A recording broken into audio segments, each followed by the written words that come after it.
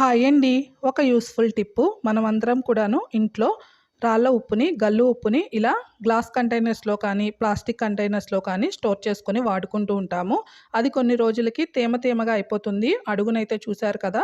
Water వాటర్‌గా అయిపోయింది అనమాట. అలాంటప్పుడు ఇలా ఒకసారి ట్రై చేసేయండి. నేనిక్కడ ప్లాస్టిక్ కంటైనర్ తీసుకున్నాను. ఇదే మాదిరి మీరు గ్లాస్ కంటైనర్‌లో కూడాను చేసుకోవచ్చు. తేమ లేకుండా కంటైనర్ చూసుకోవాలి ముందుగా.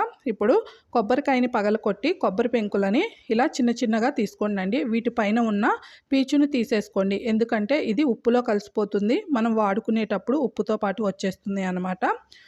అడుగున ఈ కొబ్బరి పెంకులు వేసి పైన ఉప్పు వేయండి. ఇలా లేయర్స్‌గా ఉప్పుని వేసి మధ్యలో కొబ్బరి పెంకులను పెట్టేసుకొని పైన మూతని గట్టిగా క్లోజ్ చేసుకోండి. వాడుకోగానే ఇలా మూతని క్లోజ్ చేసుకుంటూ ఉండడం వల్ల ఉప్పులో తేమ చేరదు. అలానే తేమ వచ్చినా సరే ఈ కొబ్బరి పెంకులు అబ్జార్బ్ చేసుకొని ఉప్పు ఎప్పుడు పొడి పొడిలాడుతూ ఉండేలా చేస్తుంది. తేమగా ఉన్న ఉప్పులో కూడాను 2 కొబ్బరి పెంకులు వేస్తే మరీ నీళ్ళ నీళ్ళగా అవ్వకుండా ఉంటుంది.